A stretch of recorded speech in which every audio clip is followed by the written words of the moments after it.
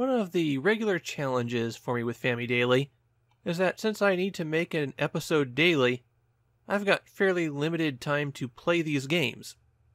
And that's especially harmful for slower-paced games like RPGs.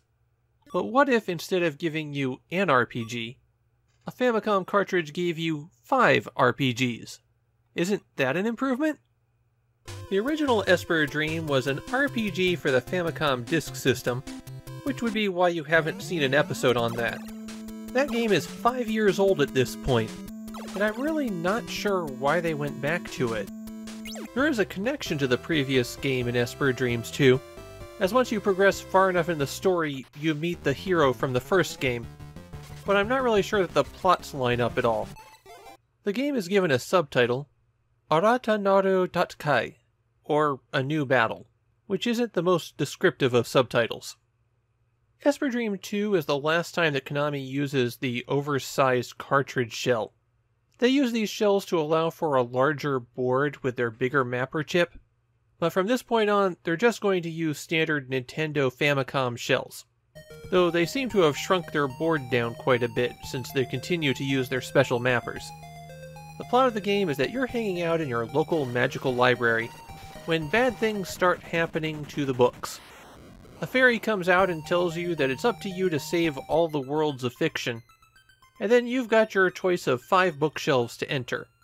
Not that you're going to want to do them out of order. While there is a little bit of enemy scaling, you're going to get thrashed by the bosses if you try to do them out of order. You also can't go into 3 until you've completed 4. Bookshelf 3 is the world of the first game, though from what I understand, you don't do a whole lot of questing in that one. It's more of an Easter egg for people. The rest of the worlds are an aquatic kingdom, a Japanese-themed underworld, a science fiction factory, and some kind of express train through the galaxy. Approaching the bookshelf will give you a very long cutscene introducing the world, and then you'll have to choose to go into it. Once inside, you can re-emerge at any time by using the Exit Esper ability. You access your Esper abilities by hitting Select to rotate through them, and then pressing B to activate it. You have to go back to the library to save, and there's 2 battery save slots in this game. As you're walking around, you just have to hit A to interact with things, and hitting Start brings up a menu where you can go to your inventory, which is where you change your equipment and use items. Using items is a little bit confusing because what you do is select the item you want to use, which will highlight it, and then back out of the menu by hitting B. Then it's used automatically. The items at the bottom of the screen are key items for your quest, and those will just be used when appropriate. Other things in the pause menu are your status, a list of what Esper abilities you know, and an option to control the game speed. Not the text speed, the game speed.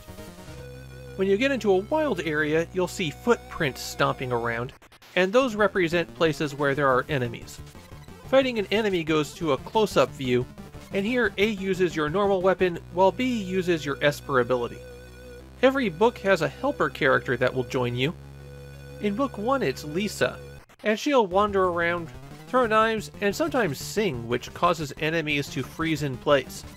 At the bottom of the screen you have a bar for your health, and a bar for your Esper points, which are used for your abilities, and you can recover those by collecting red and blue hearts dropped by enemies.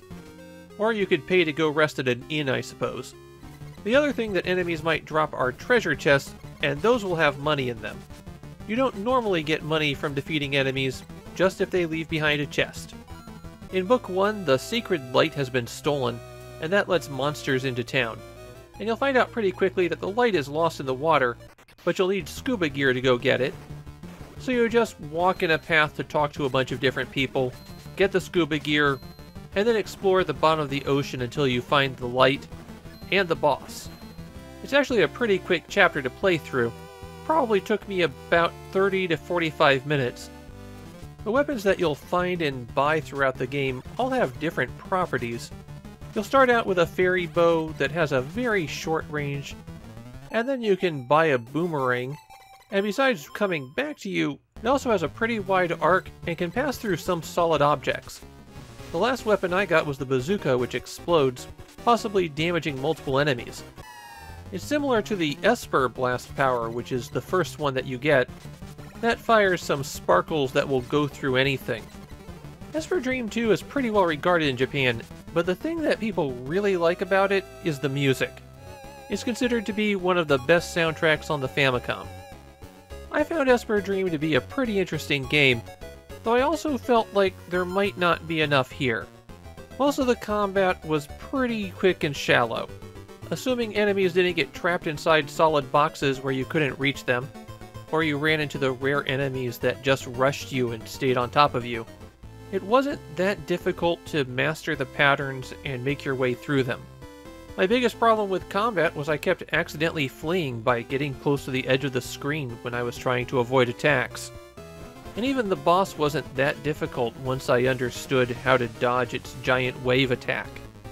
Maybe that changes the deeper you get into the story, but I don't think I'd put Esper Dream 2 at the top of the Famicom's action RPG list. The way I describe it is pleasant. Esper Dream 2 is a pleasant game, and there's absolutely nothing wrong with that.